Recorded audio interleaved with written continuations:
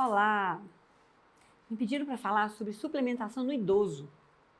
Os filhos, né, estão assim, o que eu posso dar para o meu pai? Meu pai está idoso, minha mãe está idosa. Então, gente, é muito difícil, né, a gente falar sobre suplementação geral para qualquer pessoa. Suplemento é a mesma coisa que remédio, geralmente é um fitoterápico, tem um perfil de segurança bem mais tranquilo do que remédios, né, que a gente vê pela farmácia fora, mas pode ter efeitos colaterais. Então, o que eu falo aqui? Jamais deem nenhum suplemento sem indicação médica, tá? Mesmo se o nutricionista passar, eu acho que um médico, principalmente idoso, né, o médico tem que falar. No idoso, às vezes menos é mais, em termos de remédio, mas às vezes suplementos, tem alguns suplementos que podem realmente ajudar o idoso. Então, não dá para falar qual que é o suplemento bom para idoso, mas, por exemplo, vamos falar da sarcopenia no idoso. Então, as mulheres e homens com sarcopenia, que é a baixa massa magra, né? Isso é um problema grave, porque aumenta muito o risco de queda, e o paciente que já é sarcopênico já tem mais chance de ter uma osteoporosezinha e de quebrar um fêmur. Quebrou o fêmur, 80% de mortalidade em 6 meses. Então, o que a gente preocupa muito com o idoso frágil, o idoso que está sarcopênico? Cara, ele não pode quebrar o fêmur, ele tem que melhorar o equilíbrio. Então, o que a gente pode fazer com esse idoso? Primeiro que a gente pode otimizar os hormônios, a vitamina D, né? A gente pode usar magnésio, o magnésio melhora a qualidade do osso, o magnésio é importante para tireoide, o magnésio é importante para controle de pressão arterial, para o intestino, para o sono. Magnésio, assim, a chance de ser tóxica é muito pequena. Antes de você dar uma dose tóxica para alguém, a pessoa vai ter uma diarreia, né? Então, se não tem diarreia, você usar uns 400 miligramas de magnésio elemento por dia, é bem seguro. Também você está acompanhando seu paciente, está fazendo o exame, está olhando, né? Então, por isso que eu falo que sempre tem que ter um médico, jamais usar suplemento sem ordem médica, ou pelo menos um acompanhamento, tá? Porque eu acho importante, ainda mais no paciente frágil, né? O paciente pode ter uma insuficiência renal que você não sabe, uma insuficiência hepática. Às vezes, uma pessoa normal não tem nada, mas o idoso vai ter uma reação medicamentosa maior. Então, a gente dá doses menores, vai acompanhando e vai subindo devagar, né? Mas o idoso, então, preocupação com queda, vitamina D, densitometria óssea, olhar como está a qualidade desse osso, se tem osteoporose, tratar. Peptídeos de colágeno, Body Balance é um tipo de colágeno que tem estudos para osso muito bons, muito robustos, né? A gente fala que o idoso, ele tem que usar deve usar ou pode usar um scoop de whey protein ao dia. Isso previne a sarcopenia. Quando ele já está sarcopênico, aí a gente tem que olhar a ingesta calórica, ele come, porque não adianta dar whey protein se ele não come, né? Ele não absorve mais os nutrientes como uma pessoa jovem. Então, o whey protein, ou os peptídeos de colágeno, ou um mix de aminoácidos já separadinhos, quebradinhos, são muito interessantes, porque ele vai absorver. Então, a biodisponibilidade é melhor, a chance dele absorver é maior, mas ele precisa comer. Tá? Então, comer é essencial. Comer as calorias diárias, a quantidade de proteína por dia para o idoso, em geral, é maior do que uma pessoa jovem, 1,8 gramas quilo dia de proteína, para prevenir sarcopenia, isso é em guideline de geriatria. Tá? Então, o povo tem muito medo de proteína. A proteína não causa insuficiência renal no idoso. Se ele não tem uma insuficiência renal grave, que tenha restrição de quantidade de proteínas na dieta pela insuficiência renal ou hepática, por exemplo, você não tem que preocupar. 1,8 gramas quilo dia de proteína, não é de carne, de proteína, é adequado, está em guideline. Fracionar ao longo do dia.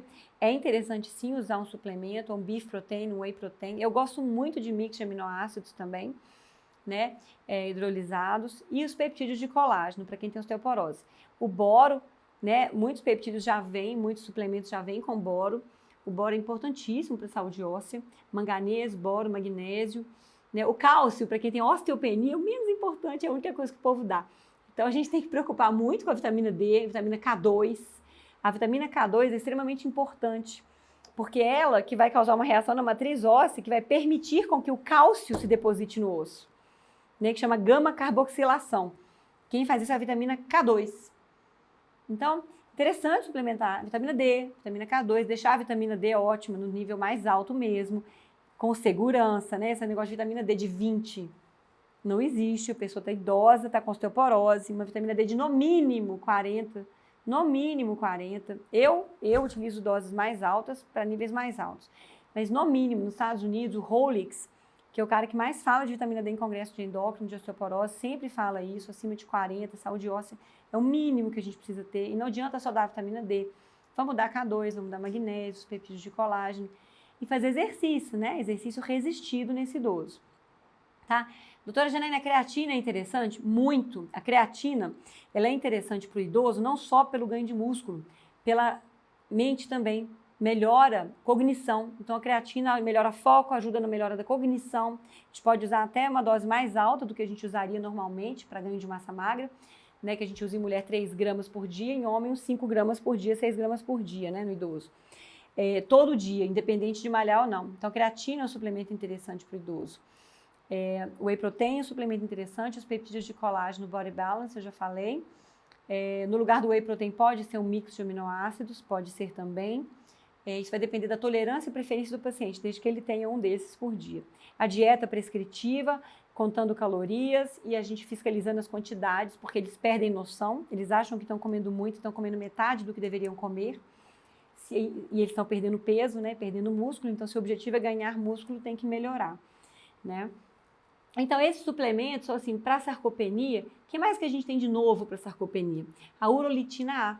A urolitina A gente tem um suplemento chamado Urolitar, que é um suplemento que otimiza a função mitocondrial e tem estudos em idosos melhorando sarcopenia. Então, é um suplemento que geralmente a gente encontra em farmácia de manipulação, a gente toma uma vez ao dia, as doses variam.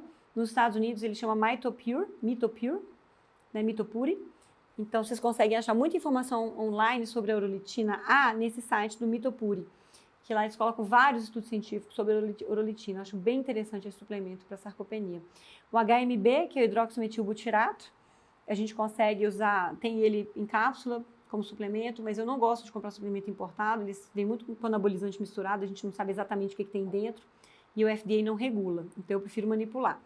Então, por exemplo, o HMB é um metabólito de leucina, ele estimula ganho de massa magra. Quando que eu não vou usar isso? Em câncer. Então, o paciente que eu estou acompanhando, eu fiz uma colonoscopia, eu tô acompanhando esse paciente, essa paciente e tal. Então, assumindo que não tem câncer na jogada, eu quero estimular anabolismo, ganho de massa magra, eu posso utilizar isso. Tem alguns estudos, né, com a nandrolona injetável em mulheres e homens com sarcopenia, é injetável uma vez por semana, é um anabólico, ele tem ensaio clínico randomizado, é seguro, melhora a qualidade óssea. Então, ele é muito interessante em idosos sarcopênicos que têm um osso mais fraco, que estão com osteopenia e osteoporose. Então, é um suplemento, é uma droga que a gente pode lançar mão com segurança e tem estudo em mulheres frágeis, assim, idosas. Então, nessa população de risco, pode ser utilizado. A reposição hormonal, né, quando indicada nos pacientes, a gente tem uma janela de 10 anos para fazer reposição hormonal, então, às vezes está na janela, ou às vezes vale a pena usar, uma questão de risco-benefício, né? Então, essa questão da sarcopenia, que é a mais preocupante para o idoso, é isso que eu penso, né? Lógico que a gente tem uma coisa a mais ou outra, mas é muito da individualidade do paciente. A gente repõe as vitaminas que estão faltando, né? Então, o paciente idoso, ele tem uma imunidade um pouco pior, então a gente sempre tem que estar atento ao zinco, selênio. Para quem acha que selênio não serve para nada, está precisando estudar um pouco mais. Tá? O selênio é essencial para a função tiroidiana, é essencial para a imunidade. A gente tem protocolos agora na Europa para câncer, né, com selenito de sódio, um tipo específico de selênio inorgânico que ele é utilizado em câncer com excelentes resultados. Então, eles dosam, eles mantêm o selênio entre 130 e 150 na Alemanha, isso é mais estabelecido no Congresso Mundial de Oncologia Integrativa. De 2023, teve 5 aulas sobre selênio, importância do selênio na oncologia, na imunidade, no Covid, né? Então, assim, muita evidência para a gente ficar usando venda nos olhos. Então, zinco, selênio, magnésio, vitamina B12, né? Os idosos têm muita cãibra, eles comem pouca carne, né? E a absorção também da B12 às vezes está ruim, eles usam muitos prazóis, né? Se qualquer dorzinha de estômago, deu azia, está tomando omeprazol, né? E pantoprazol. Então, isso atrapalha a absorção de algumas vitaminas. Então, evitar esse tipo de remédio, só usar quando indicado mesmo, cuidado com a automedicação deles, né, que eles têm muita automedicação da cabeça deles, então isso é ruim. Mas a B12 é muito importante, tanto para a cognição quanto para a força muscular, dá muita cãibra, né, queimação nos dedos, cãibra, dormências, eles nem falam, né, da fraqueza, eles não vão queixar, idoso não queixa muita coisa, então é importante dosar mesmo, sabe? A homocisteína, folato, né, por causa de cognição, de memória, de risco cardiovascular. E aí a gente vem para a questão de cognição. Então, a doença de Alzheimer, a demência, ela tem vários fatores. Tem um fator genético, né, da APOE, que tem os polimorfismos. Então, quem tem APOE 4 tem mais risco, 2 vezes, 3 vezes mais risco, 50% de chance de ter Alzheimer na vida, se for em homozigose, né, do pai e da mãe. Mas tem a parte metabólica do Alzheimer, tem a parte de intoxicação por metais pesados. Alumínio adora cérebro. O povo adora cozinhar em panela de alumínio, se entochar de desodorante rico em alumínio, e às vezes o alumínio está alto mesmo. E ele vai ter um tropismo por tecido nervoso. Pode precipitar demência. A gente tem a questão metabólica, de resistência cerebral à insulina. Então, o cara de diabetes tipo 2, já tem uma resistência insulínica, já foi obeso, tem mais risco de demência. Então, às vezes, uma dieta cetogênica, uma dieta de baixo carboidrato pode prevenir a evolução para Alzheimer. Tem estudos em déficit cognitivo leve com dieta cetogênica prevenindo a evolução para Alzheimer em humanos.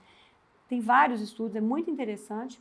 Então, é uma dieta mais restritiva, que às vezes não é fácil fazer com o idoso. A família tem que entrar junto, né? Então, é uma coisa que precisa da família ajudar, tá certo? Precisa da família ajudar.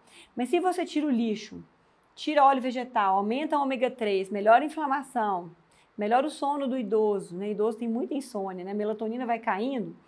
Depois de 60 anos, a gente produz tipo 10% da melatonina que a gente produzia aos 20, 30 anos de idade. Então, repor melatonina no idoso é antihipertensivo. Né? O idoso ele começa a ter uma hipertensão noturna, né? Você dá melatonina com magnésio à noite, já melhora. Então, a melatonina é antihipertensiva, ela não causa hipotensão. Mas no paciente idoso hipertenso, principalmente com hipertensão que não tem o descenso noturno, né, que a pressão fica mais alta à noite, a melatonina pode ajudar. Podem pesquisar isso na literatura científica, que tem um monte de estudos falando sobre isso. Então, melatonina é um suplemento interessante para o idoso. Então, a gente começa em dose baixinha, via tolerância, né, porque às vezes pode ter uma sensibilidade maior. Então, o idoso é um bichinho muito frágil, né? A gente vai bem devagar, vai tateando, não começa muita coisa de uma vez e vai vendo as prioridades, vai limpando o campo, né? O terreno biológico. Então, trata as deficiências vitamínicas, tem coisa que tem que ser injetável mesmo, porque o paciente não absorve tão bem. Depois a gente vai mexendo com o estilo de vida e vai cuidando. Mas é possível melhorar a qualidade da vida do idoso, tem estudo científico respaldando isso. Tem vários suplementos que a gente pode usar com segurança. A gente nem falou aqui, né, de CoQ10, enzima CoQ10, pacientes que usam estatinas, né, para colesterol, né, idoso acima de 85, nem tem indicação de usar estatina mais. Os geriatras tiram estatina, tira a S, né?